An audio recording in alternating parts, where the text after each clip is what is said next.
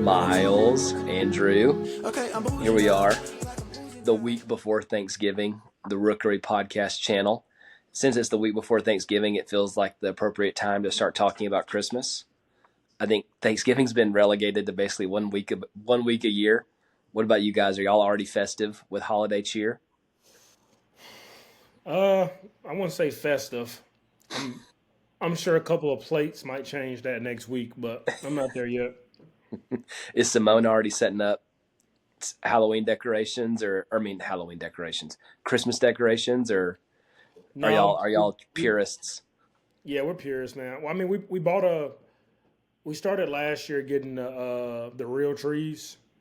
Nice. I don't think we can. I don't think any of us can go pick those up for maybe. I think we can. I think we can all start picking them up maybe next week or end of next week or something like that. So, but once we have like the tree in here, she'll lock in whatever that means for her. We don't go too crazy. Maybe we'll start doing it more with the kids. Yeah. Andrew, does your bachelor pad change at all? Or you got some big hopes or Is it depressing as a single man living in a bachelor pad to decorate your apartment for Christmas? Not that is Because a according to great rom com. question. I According to rom do, coms, you should. I do, I Yeah. do. But they won't go up. They won't go up till after Thanksgiving. But I am listening to music, so I'm Oh, halfway there. nice. Are you doing a tree? You gonna do a tree?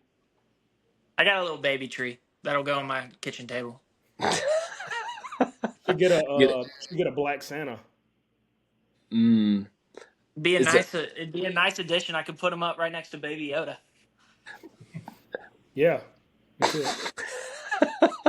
Do you have any white Santa memorabilia, Miles, or is it Nah, is everything ethnic around here. hey man, No white Santas allowed on LOA. white's an ethnicity too, man. Yeah, Come that's on. true. That's true. No cap. Shout out to the white listeners. All 99% of them. Oh man. Well, here we are. We're not here to talk about Christmas or our ethnicities particularly. We're here to talk about the college football playoff rankings that came out just a couple of hours ago. Yummy.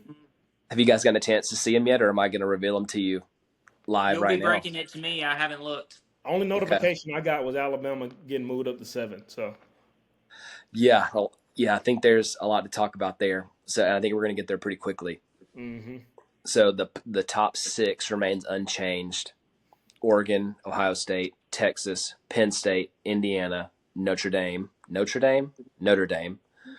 coming in at number six, and coming in at number seven is the second highest rated SEC team now, the Alabama Crimson Tide, after just an emphatic resume building 45-point win over Mercer University.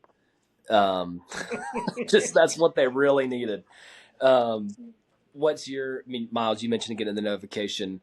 Were you shocked or surprised or expectant to see Alabama vault up several spots after Georgia's win over Tennessee? I mean, that's the only logical change that happened, right? It's not anything that Alabama did; it's everything else that happened around them. yeah, that's the only logical change, unless there's like the committee is still doing that thing where they're looking back in the rearview mirror and they're like, so right now Alabama has the second highest chance of making the SEC championship at SEC team. So it's Texas and Alabama. I like said last week the fact that Alabama had they had the maybe they had the most wins by I think 2 games of like overranked opponents out of every team in the country, but definitely every team in the top 12, right? So I think there could have just been some these numbers, the stories, the the I don't know, the teams kind of actually revealing who they are. It's catching up to the committee, right? Maybe there's like this hindsight perspective of like, okay, maybe this Alabama team is a little bit more impressive than we've given them credit for. I think that it feels like the same type of move we talked about with who did we talk about last week? Is it Indiana? Where it was like, oh, they should have been up here. Like I Yeah, wonder if like there was at some point during the week we were like, wait, why is even though it wasn't based off the Mercer game, obviously. You know what I'm saying? Like it may Mm-hmm. have been more connected to the Alabama's LSU game and all of the other stuff that's still happening in the SEC. You know, like it felt like that might be more of, yeah, like what could have been happening in the committee's mind. So Yeah, Andrew is a Alabama stan. Would that be appropriate to call you an Alabama stan, or do you feel more level Define headed than that? stan. What is Uh, stan? Is Stan's like a diehard fan? yes. I'm like I'm in like Bama's stan. I'm like in recovery as a Bama fan. Like Okay. I in the past couple years, I've kind of like made this personal commitment to care more about Troy football than I do any other college team. So Mm, my love for Bama has kind of fallen off the past couple of years. So I'm a lot more level headed now than I probably have been in past seasons. yeah. But I'm Yeah. also locked into this Celtics game. So what was your question? I'm not really sure exactly. Just are you maybe this is the question is Alabama really do we really feel certain that Alabama is the second best team in the SEC? Do they have the second best resume of any team in the SEC? Maybe those are two different questions, but So they do feel like two different questions because I feel like the answer to resume is probably yes because I think they still have the best like SEC win against Georgia. I don't know. I feel like there's like five teams up for the second best team in the SEC spot though. So yeah, which maybe the point behind that is there's really not a clear best team. Obviously, no, Texas is the only team with one loss, but I don't yeah, think there's a huge line of people that are lining up to say that I definitely agree. We'll put the seal of approval on Texas being the definitive best team in the SEC. yeah, it's just this this this part of I the don't know who the best conversation. team in the SEC is. Yeah, this part of the conversation is going to be the same every week. Like I'm saying, like even the SEC team that advances the farthest in the playoffs, I don't I'm not banking right now that the team that advances the farthest in the playoffs from the SEC is the best SEC team.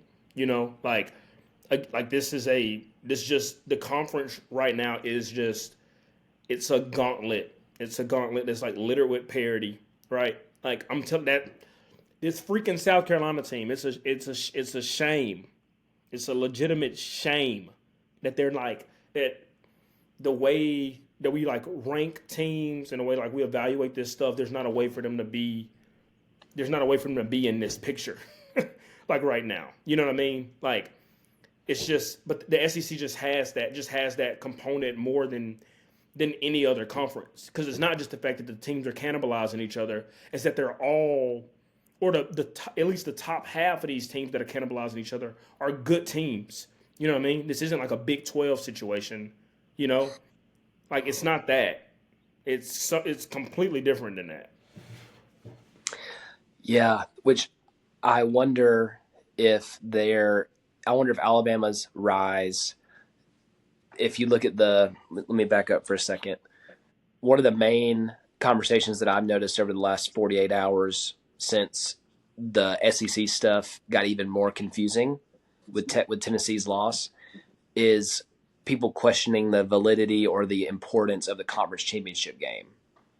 You guys saw, I'm sure, Lane Kiffin come out and say, I'm actually really hoping that we don't go to the conference championship game. Right. That would be great for us. Yeah. Now they're going to do whatever they can other than losing to avoid going to the conference championship.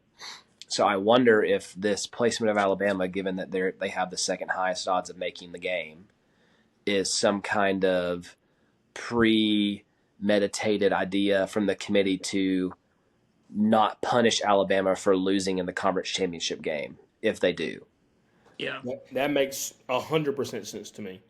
Yeah. to lift them up that high and say, a quality loss against Texas Yeah. on a neutral site isn't going to bump them from 7 to 14. Right. It might, it'll bump them down to maybe the 11th seed, but Right. it won't knock them out of the picture. Yeah. And I Because if they're at 9 or 10 and they lose that conference championship game, you have to put them out.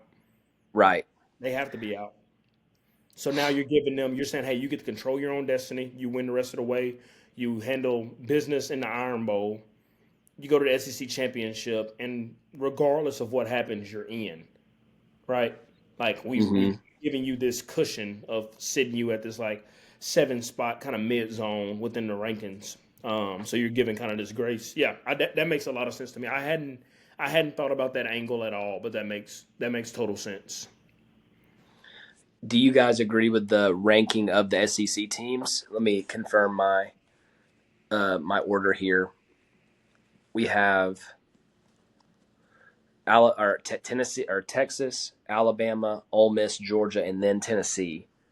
Do you think they got those 5 teams in the right order, especially the bottom 4? Um, yeah, I mean, yeah, I don't know. I mean, Ole Miss. Oh, if like Ole Miss is the team where it's like, hey, is Ole Miss the best team in SEC? Like you can make an argument for sure, you know. And when Tennessee is, but you can make that argument for all of those teams. I guess is my point. Um, Yeah. and Texas is the one that has the like best, I guess, record, right? So it makes sense that they would kind of be at the front of the line. But the rest of those teams, all you could craft your argument like based off of their wins and losses and like their kind of like peak within the season.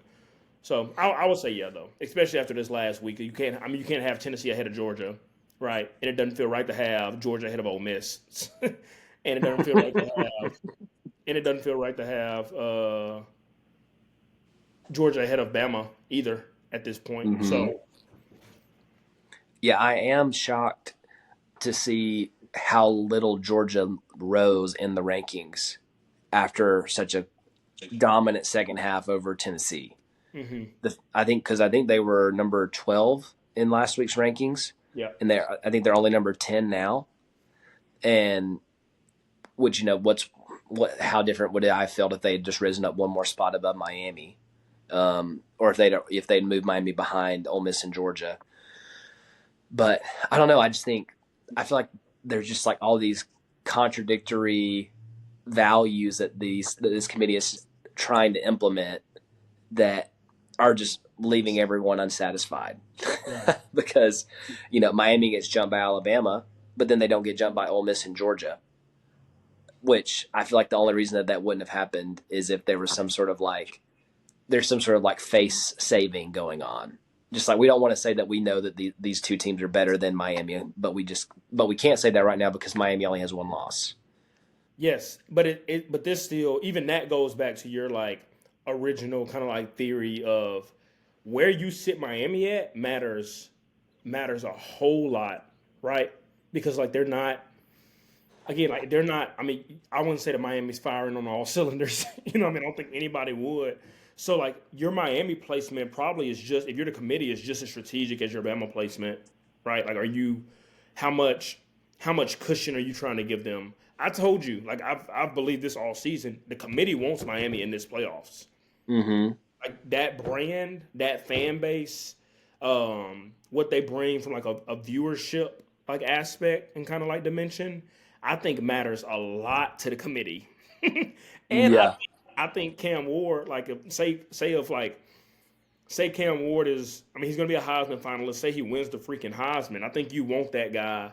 And you know how I feel about Cam Ward. He's a baller. I want that guy in the playoffs. I want to see him Mm-hmm. in a game where he's down 10 with 11 minutes to go in the fourth. Give it to me. You know what I mean? So it's like, yeah. So I think like so I think like the putting those SEC teams, the rest of those SEC teams behind Miami feels way less about caring which of these teams is the better team.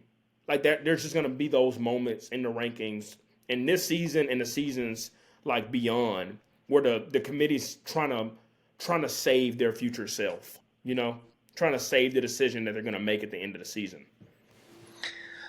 Yeah, which I think leads to what I would call the chaos of the bottom bottom tier of the 12, I guess, or I guess like the middle of the top 25. So you've got Alabama, then Miami, Ole Miss, Georgia, Tennessee, and then Boise State slides back into the 12 spot. But then just a really interesting decision that the committee made. SMU at number 13, and then the biggest loser of the week, BYU, falling back to 14, even though BYU beat SMU earlier in the season and their records are exactly the same. Yeah. It's like, you're going to value head-to-head wins for Ole Miss in this way, and for Alabama in this way, and for Oregon, obviously, but then you're not going to reward BYU for being ahead of SMU. Yeah, that's wrong. That's wrong, bro. That sucks. Which, there are obviously ramifications on this when it comes to conference or who gets the bye as the fourth highest rated conference champion. Right. Which right now it would be Boise State. Mm-hmm. We can assume that the winner of the ACC at this point is going to get one of those byes. Yeah. The Miami or SMU winner. But then a BYU win over Colorado, is that enough to vault either team above Boise? Right. That's an unanswerable question at this point with how they're evaluating BYU's, I guess, strength of schedule. Mm-hmm. Obviously, Boise is playing in this Group of Five conference. They've lost to Oregon on a game-winning field goal as time expired, but then they've been playing Mountain West competition all year. Yeah. But then BYU has been presumably playing better competition, and then they lose to a team that's deceptively 4-6. They've had, I think Kansas has had like 4 or 5, maybe even 6 games be decided by one score. Yeah. So they could very easily be a 6-4, 7-3 team, but they lose 8 spots for one loss. I don't know, something just doesn't match up to me about that. Yeah, I mean, does the committee care about strength of schedule? Yeah, I mean they would seem to, right? That would have to be one of their criteria. Yeah. I've been looking some at the ESPN, like their own like kind of ranking system. They have these things called FPI, strength of record, strength of schedule, et cetera, et cetera. Yeah. And it surprised me how low they had BYU, and which I guess kind of is an indictment on the Big 12 in general. Which we've obviously thought of the Big 12 as extremely competitive. It's confusing and wacky, for lack of a better word. But for them to just kind of essentially say we think it's the worst of the 4 conferences, just like clearly, I think gives some sort of preference to the ACC that I don't really understand. Yeah. So, Big 12 and ACC probably have like the new faces that both of those conferences has. Feels like it would be maybe some of like the like that would cause for like residue in like the committee's like brain, like in the sense that like if some of these new teams that were in the Big 12, like you wouldn't have, just because they now have like this massive kind of historic Power 4, Power 5 like conference prestige. Like they have that, they newly have that, but they didn't, like they come from either like weaker conferences previously, or they come from like Group of 5 conferences. You know what I mean? Like, but the ACC has that same problem, and the ACC's Titans have looked.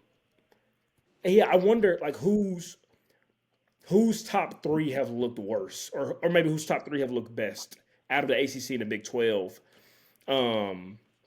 That's probably like the barometer I'll be using to determine like which one of those conferences I feel the best about, And it's like, I mean, the Big 12s, are the Big 12's Big 3 better than the ACC's Big 3? Man, that leads me to something I want to talk about, and I guess in addition of we might be building a 6-pack right after this break. All right, we're back. Had to go get a phone charger. I walk in. This is sports adjacent. My wife is watching Roger Federer's goodbye video to Rafa Nadal, who retired today, and is I'm not joking, weeping. But my girl Rian, she loves Nadal. Just Oh, loves him. man. This is a really sad day in the Clark home. So shout out Nadal. Shout out to the Shout out. dog, bro. Shout out Nadal. Um.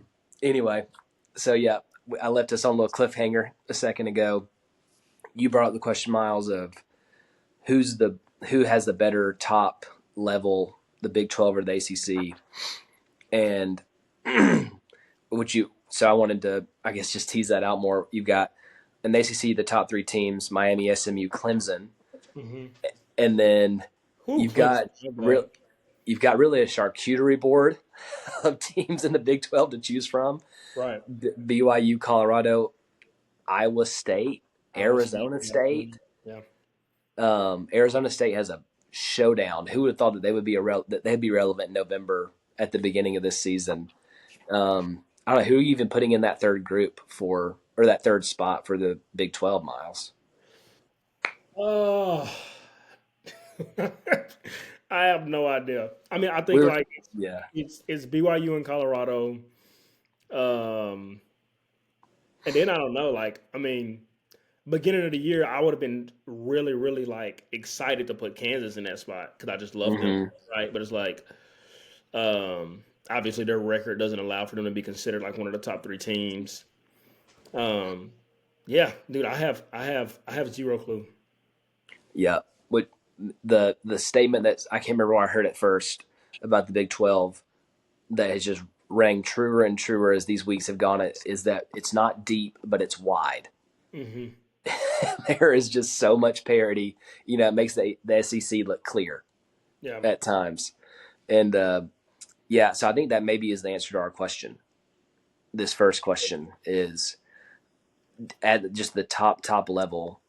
I would probably take those ACC teams pretty clearly over everyone except for BYU in the Big 12 right now. Which you guys you might would have take different all opinions about three of those Colorado. ACC teams over Colorado. Yeah, I think I would. I would obviously feel the most nervous about Clemson, as opposed to SMU and Miami.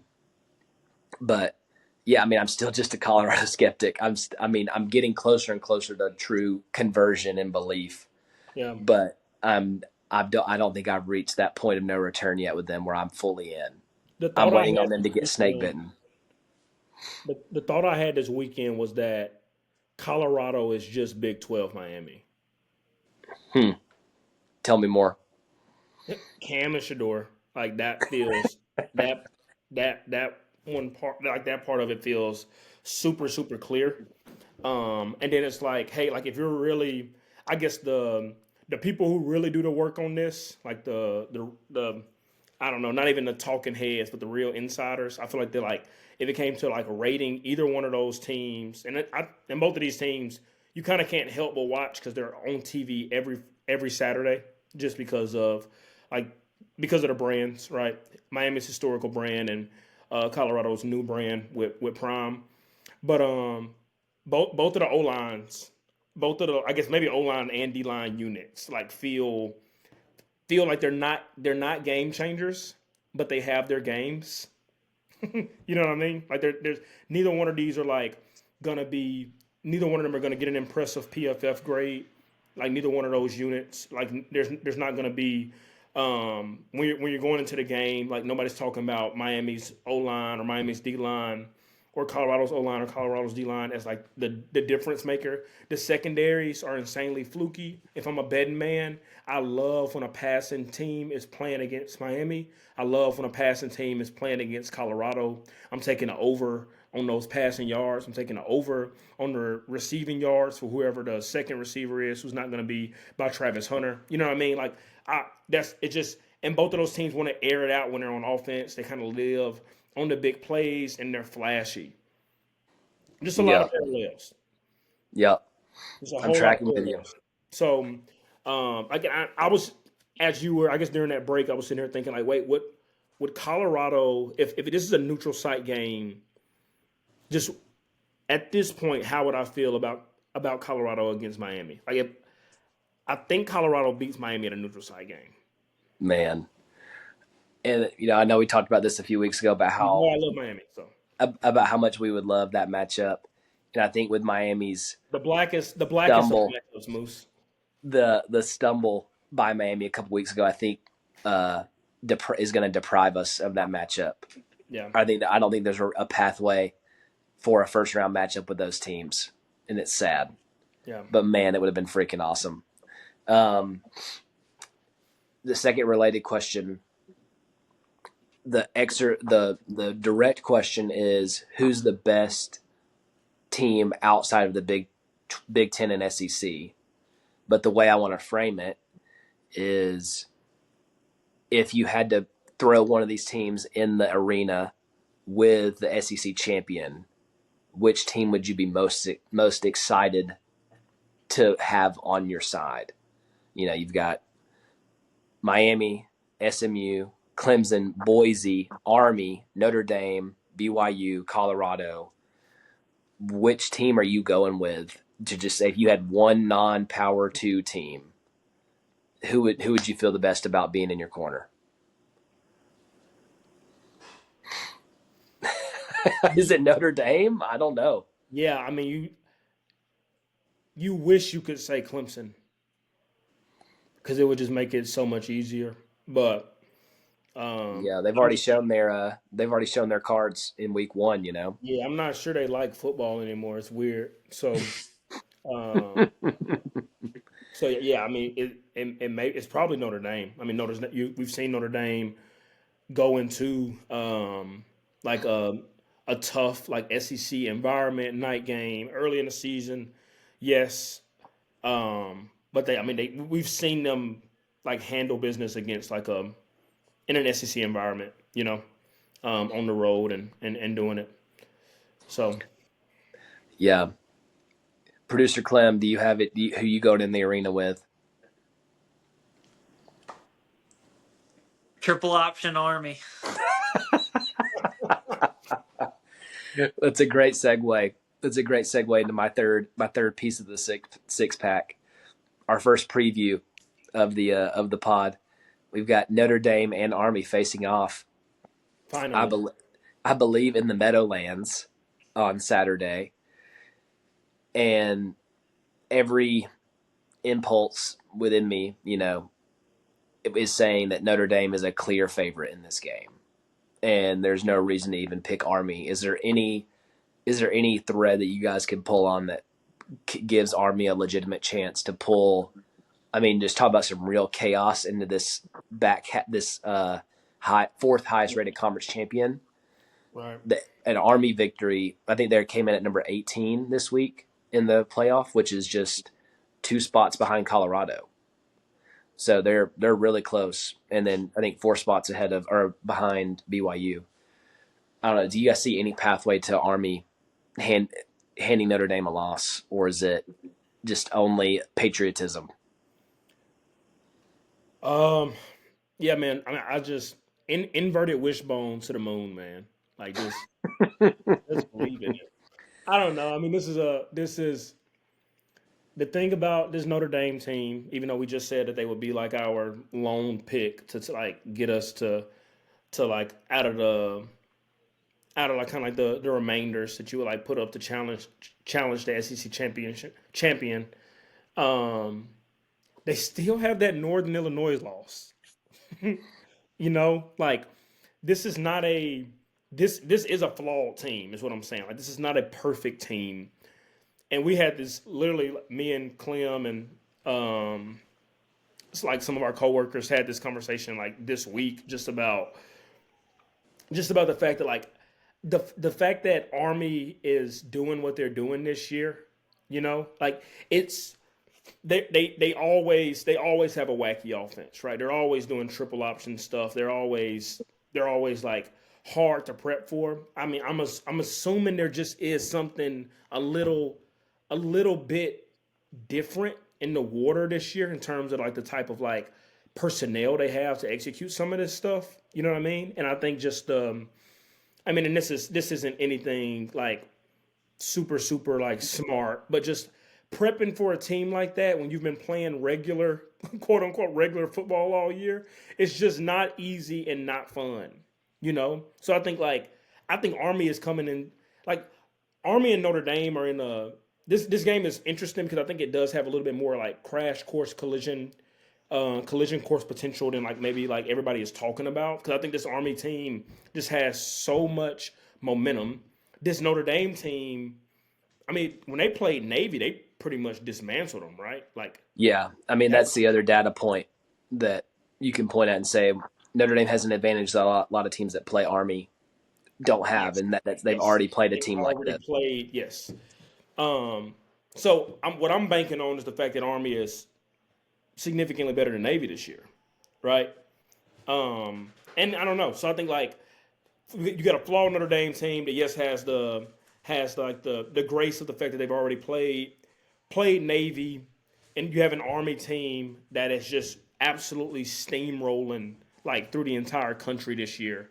They won a game. Their quarterback threw I think 3 passes 2 weeks ago, and they won the game, bro. You know, Yeah, like if you're able to do that, if you're able to do that in Division 1 football, you're doing something right. Like something just straight up is working if you're able to do that in Division 1 football. So yeah, I'm yeah, and saying he may not be healthy, which is if their quarterback's name's Bryson Daly, I think, and if he's not 100% or not anywhere close to being able to then run that they offense don't to its stand a fullness, then chance. they've got no chance. Yeah, Yeah, they stand zero chance. Yeah, so but the spread on this um, game is like 14, which I thought was crazy. yeah, you think too high? I think too high. Yes. Yeah, we'll see. Which brings us to producer Clem's play of the day. Gotcha. I'm just kidding. Um, if you want to have one later, you can bring one up. Myles, get on FanDuel really quick and see what the point spread of that game is. I'm pretty sure it's 14. Let me check. We'll craft a play of the week live together as a pod. I told you your plays of the week need to start being NFL. You want me to give an NFL pick? That's fine with me. You can do some research on that while we keep talking, and I'll just edit this out.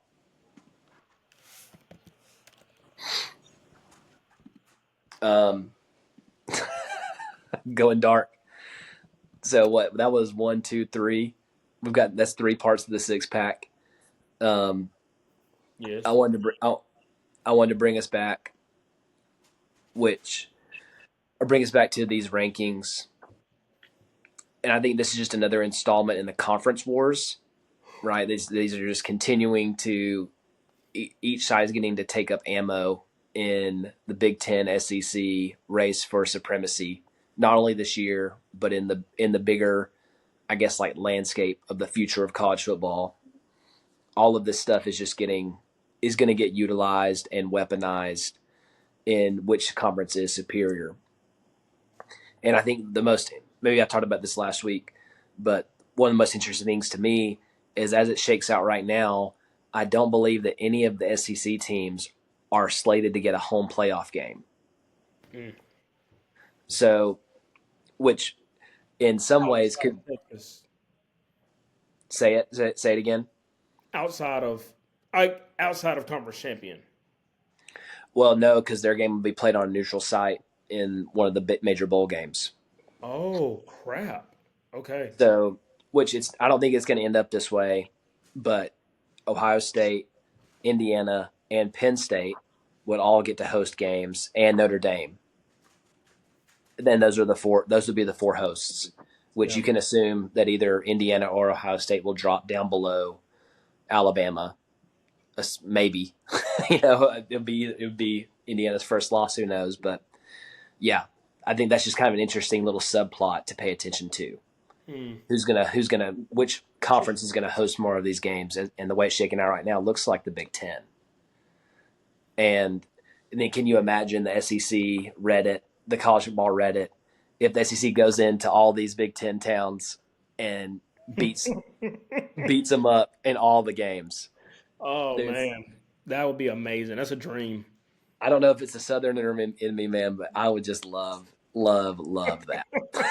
I would be so happy. So, do you have any thoughts on the conference wars as they stand today? No, I mean not a lot of thoughts. That excites me, like that, the possibility of that. Obviously, I don't like I don't, or yeah, I don't like the SEC being at the disadvantage, like not having the home games. Just as a homer, as an SEC lover. So, um, but yeah, if there's a world in which we could have like three Big Ten SEC matchups, SEC teams are on the road in all of those games, and SEC team and the SEC handles business. That's good. Yeah, yeah. Could you imagine 4 of the 8 quarterfinalists being SEC teams? That'd be I just mean, another can't flexing of imagine that. muscles. I can't imagine that. So yes. Very easily. Could you imagine an all SEC Final Four? Oh What God, if our Final Four is Ole Miss, Georgia, Texas, Alabama? Kirk Herbstreit would vomit. Yeah, him and Joe Absolute Klatt. dude. I mean, Danny like, Cannell would dig his grave. oh my God. Like Kirk, you may see Kirk throw up some bile. He would be so sick. Um, my fifth piece connects to the conference stuff. I think the big game of the weekend, the most notable game of the weekend, Ohio State, Oh yeah. Indiana. We've gone this long without talking about it. We buried the lead. Part of like I want it's not as big of a difference as Notre Dame Army. Don't get me wrong, but Indiana has all the vibes. I want them to win. I Hmm. don't want Ohio State to win. I'm so glad to cheer for someone to beat Ohio State. But other than the vibes and other than Signetti and just this momentum that they have, I'm trying to grasp at the case for Indiana to win this game. And I'm sure there is one to be made, but I think I just can't get over the hump of just thinking that they're going to beat Ohio State in November with all the ramifications attached to this game. And where's this game at? I don't think it matters.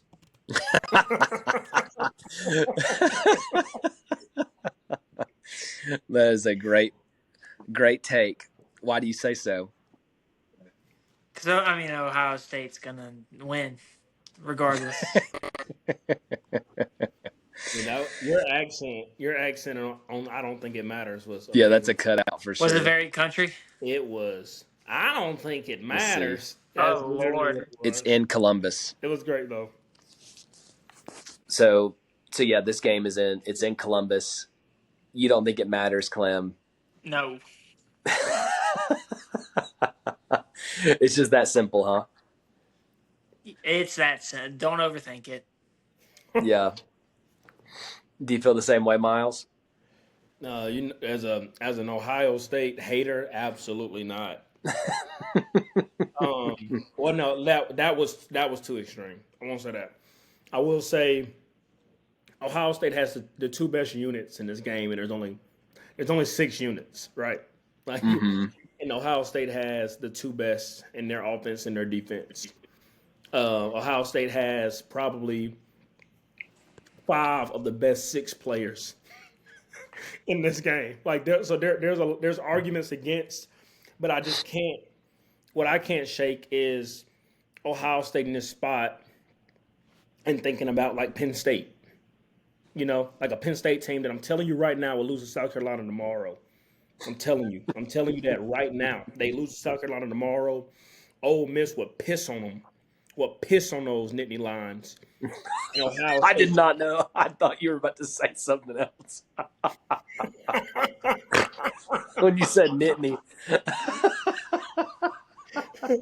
You thought it was gonna be like that Uh, when they first learned what lank was on college game day. I thought you were going to be like Michelle Beadle. Did you see that clip of her recently? Trying to say Uh-huh. nuggets.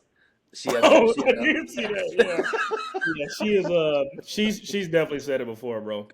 yeah. That one. Her first go. That was amazing.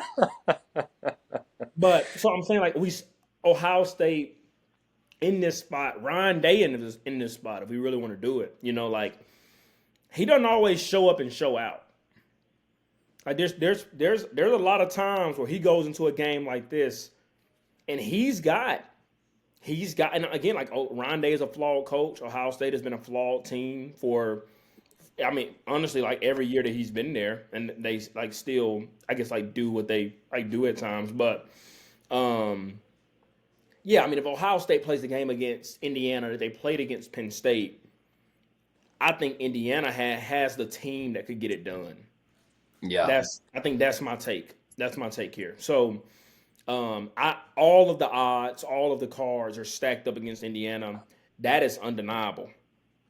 That's absolutely undeniable. Like their work is cut out for them on both sides of the ball because they're at the disadvantage. Like they're playing against the better unit each time they're on the field.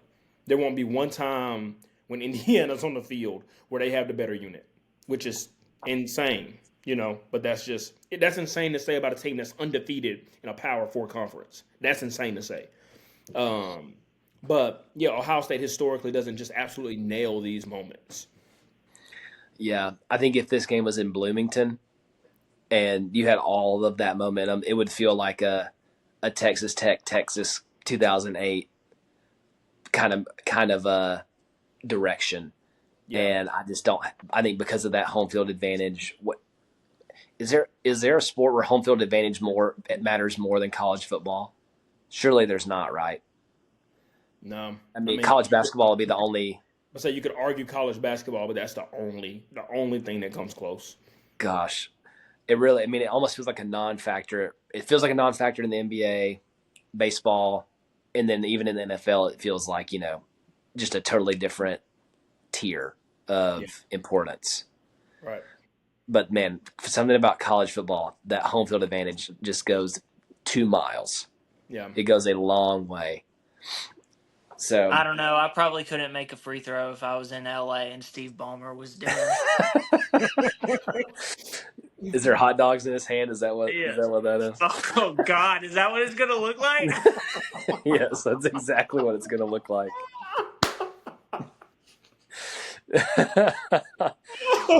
We'll just say you were trying to do the drum dance. How about that?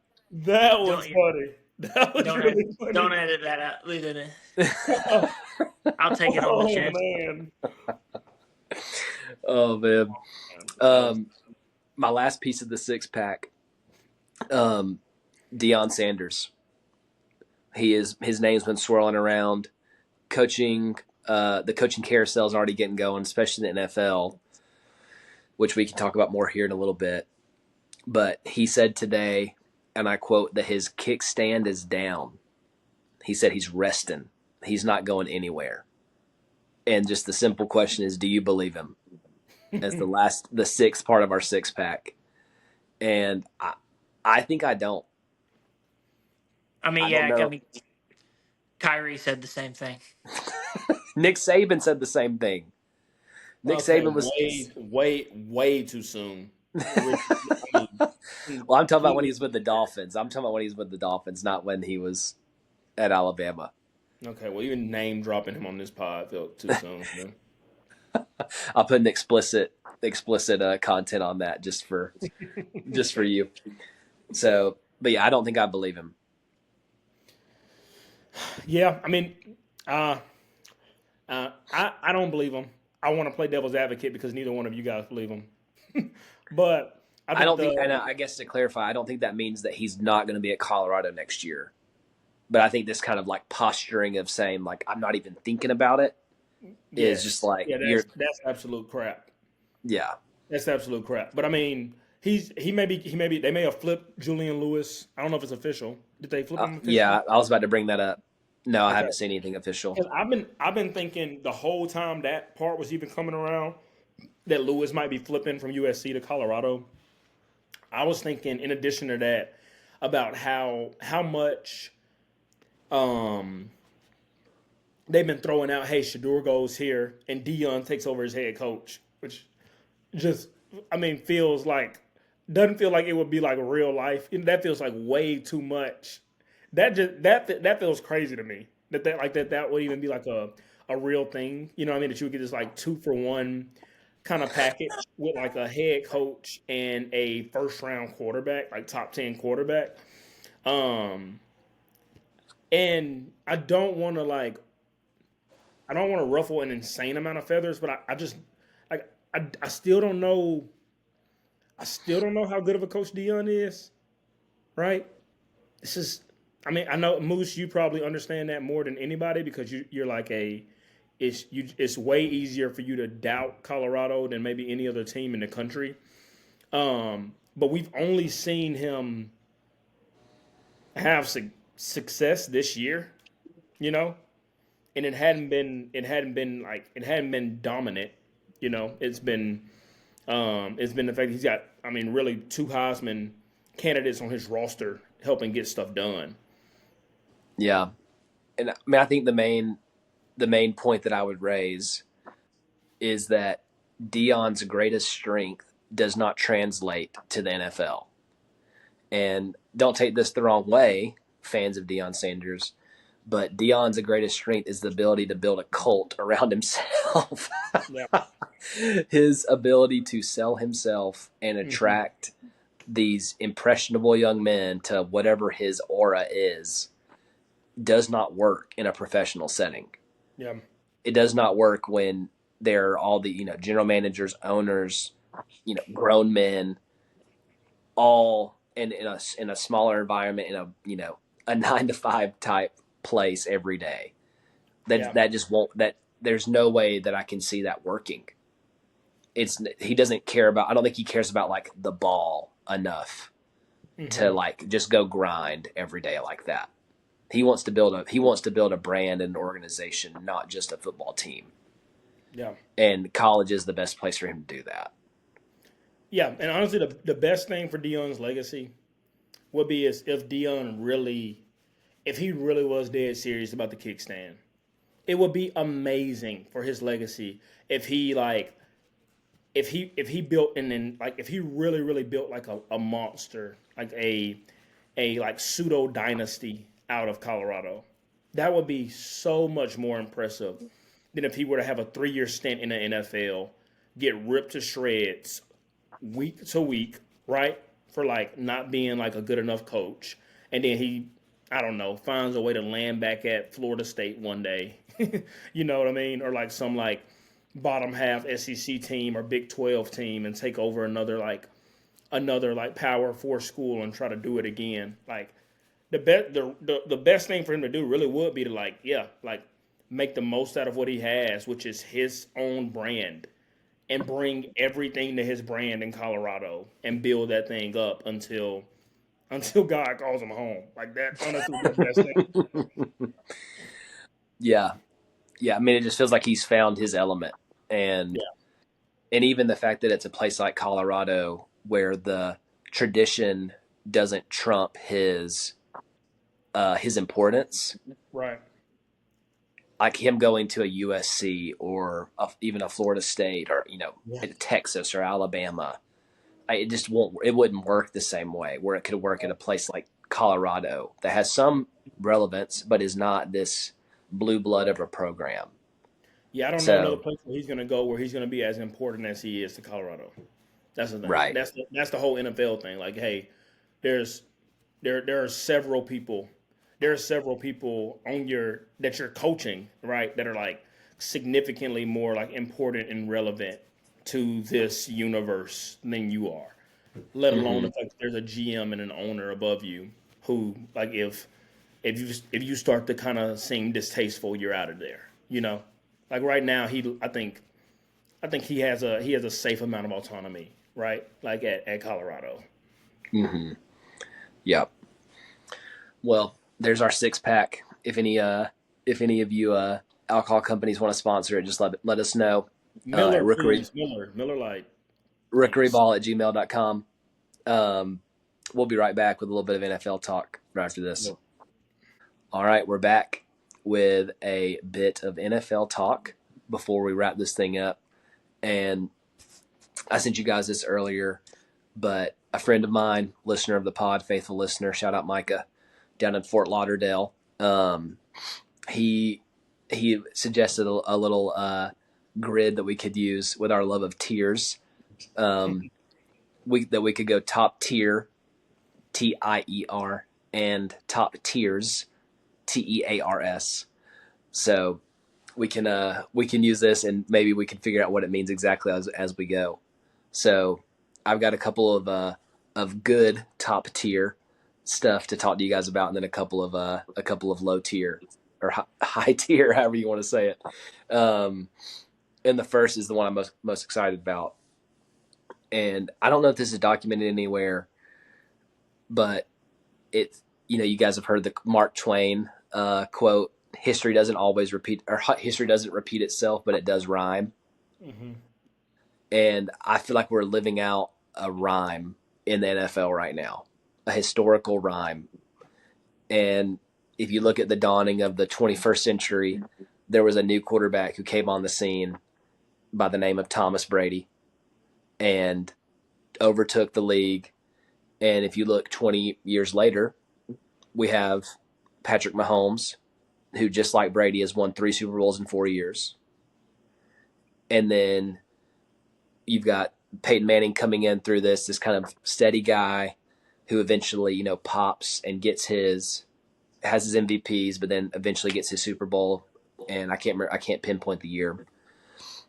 I'm wondering is which guy in our current moment is going to take that spot. It feels like Josh Allen, but it could just as easily be Lamar Jackson.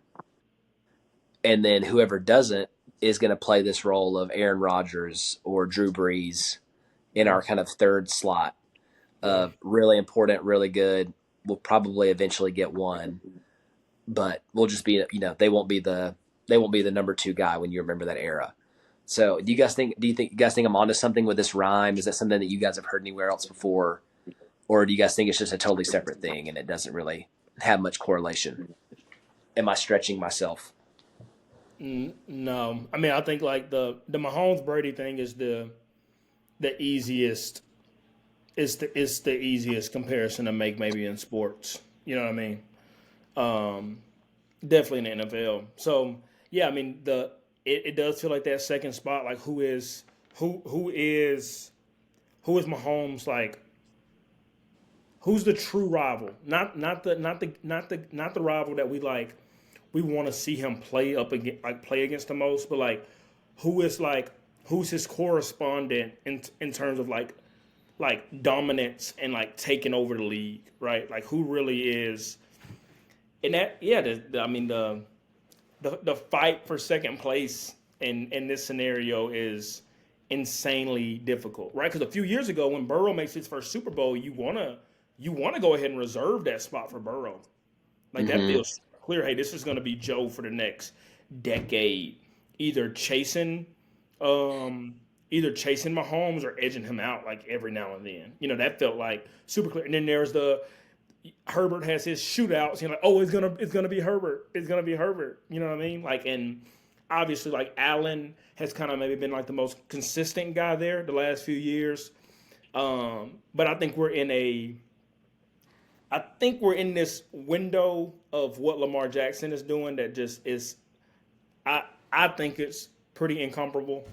So I want to maybe like even like biasly like hope, kind of wish, push Lamar to be like the guy that has like the Manning thing. So yeah, I don't know, but I think it's fair. I think it's definitely fair. Yeah. You got any takes on it, Andrew? Boston sports guy. Well, I mean, I got a little. I was about to jump out of my seat for a second when you were leading off with this history rhymes or whatever, and you brought up Tom Brady. I thought we were going to get to talk about Drake May. I was sitting up a little That's where you bit. thought we were going. That's where I That's thought too. he was That's going for like a fraction of a second. But no, I'm with you all the way, and I think this is the season where we find out who the Peyton Manning is to Mahomes. Yeah. Because I mean, Myles, I'm glad you weren't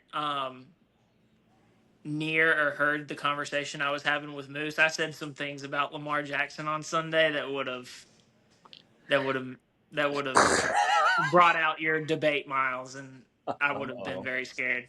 But Uh-oh. yeah, no, I think this is the season where one of those two rise between Josh Allen and Lamar to like actually claim that like this is Mahomes's rival. So It's I'm super excited funny to because see. like Rodgers and Breeze still get theirs too. Like Yeah, Yeah, if the history is rhyming, like those, like yeah, those guys still become more than just like relevant pieces in like the story. You know what I mean? And like the landscape of the league. So, um, but you know what the crazy thing is? I feel more confident saying like, yeah, Joe Burrow is going to win a Super Bowl than I do saying like Josh Allen is going to win the Super Bowl. hmm. is it just because you've seen Burrow like there? Yeah, maybe just because Burrow's been there. Yeah. I don't know. Maybe that is why, which is kind of stupid. But Yeah. And there's this is maybe just more like a minor. Uh, it's just like interesting that all of these guys we're talking about are in one conference, yeah, Yeah. and we're never going to see Lamar versus Mahomes in the Super Bowl. We're never going to see Burrow versus Mahomes in the Super Bowl. It'll always be these guys having to face off in the earlier rounds and knocking each other off, and Hmm. then facing off against Brock Purdy or Jalen Hurts or Jared Goff. We'll never get that like tight clash of titans in the Super Bowl if these are the guys, unless Jane Daniels or uh, unless Jane Daniels or Caleb Williams just become some Jordan Love, revelation. Jordan Love. Jordan Love. I'm And not out Right. on Spencer Jordan and Love. Spencer Rattler. You can't forget Michael Penix Jr. Don't forget. Yes. Don't Is forget the glow up. it is Jared Goff just the Philip Rivers of this history rhymes? Oh gosh. I feel Man, like Rivers threw the ball too much, man. I hope not. Rivers, Yeah. Rivers was great. Rivers was great. Rivers was good. Yeah. So I'm going to flip over to the other side while we're talking about quarterbacks. Top tiers. We just need to pour one out. Daniel Jones, man, you've reached your you've entered into your backup era.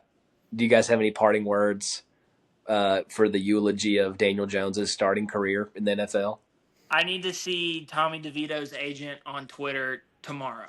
I have not seen him since the news was announced. Do y'all remember him? Yeah, Oh, the top hat Oh dude. man, what I love him the so mafia, much. mafia guy. I Yeah. love him so much. Oh man. I mean, this is just paving the way for the Cam Ward, Shador Sanders Oh yeah. sweepstakes. So, shout out to those two guys. Welcome to New York. Hope you can handle the pressure better than Danny G, or Either what they call either Danny one of those Dimes. guys with Malik Neighbors and Tyrone Tracy is going to be fun. Yeah. That's just guaranteed. Yep. And Daniel Um, Jones, it's crazy that like Daniel Jones is so bad that he makes Malik Neighbors not fun. Think about that. I honestly thought he just hasn't been playing the last few weeks because there's just radio silence for Malik Neighbors. No, It's like I thought he was just still out with a concussion. Just mm-mm. clip Chris No, he just Olave. has But Daniel Jones under center. That's all. Worse than a oh concussion. man, What's worse than a concussion? Daniel Jones throwing the ball.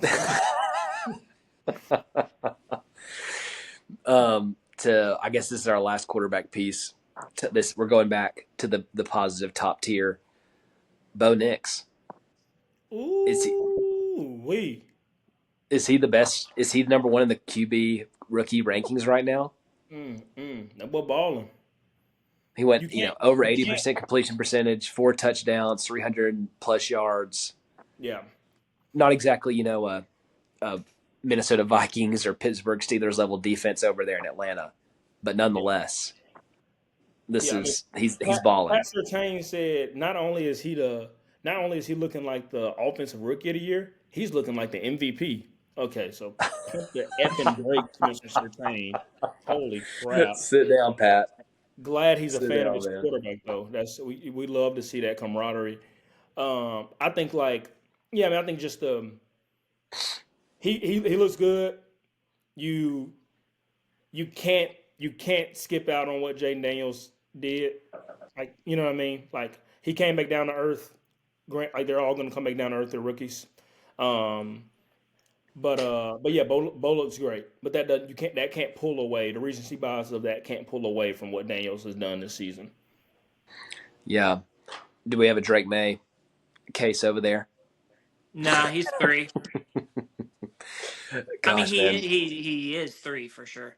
Yeah, we didn't Yeah, I mean disagree, that's bro. Yeah, we're just crazy to you're looking for a fight. Just crazy to Oh, say. he said he's three. No, he really is three. I promise. Dude, Drake's great, man. Drake's really good.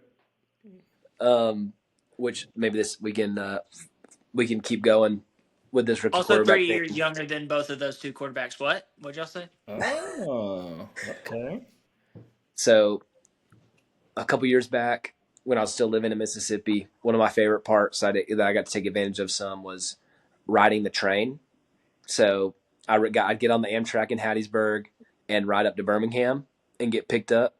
And it was so great, traveling 4 hours, but not having to drive and getting to read or, watch a movie, whatever was awesome. But the worst part was that every time I took the train, there was a broken down train. Either my own train broke down for a little while or one in front of me did. And I think that the train that's most recently broken down is the Washington Commanders hype train. Mm-hmm. Mm. In 5 days, they went from 7-2, leading their division, to 7-4, with and being on the cutting room floor of the playoff chase. They're still in it, but they look a lot less shiny than they did just a week and a half ago. Yeah.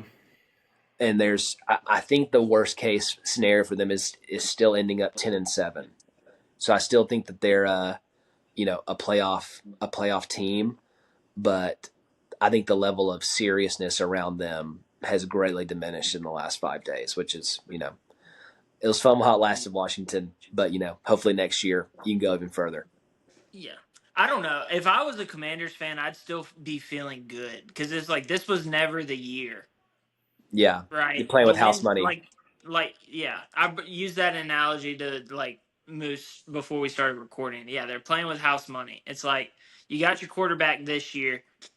He finishes out his rookie season, kind of similar to CJ Stroud with the Texans. The window feels a lot like the window is now open for Stroud's year two and until it closes. I feel like Commanders fans probably felt the same way.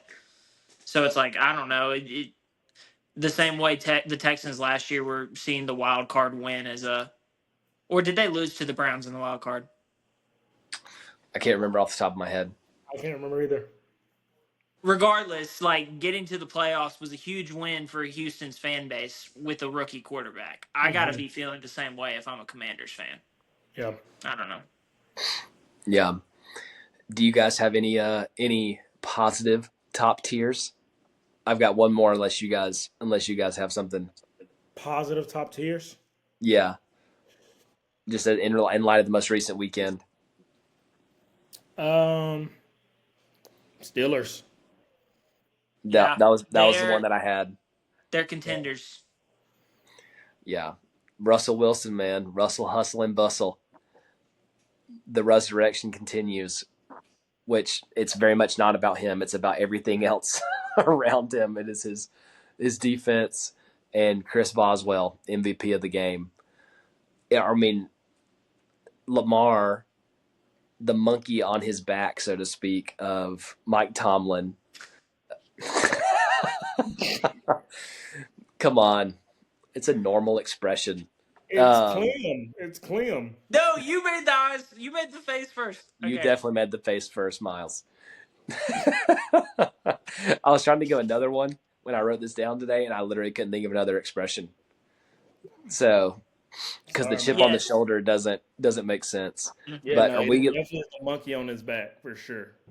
are It's we just uh, are we legitimately concerned about his inability to beat the Steelers, um or not even to beat them, to produce a game where his offense scores more than 20 points?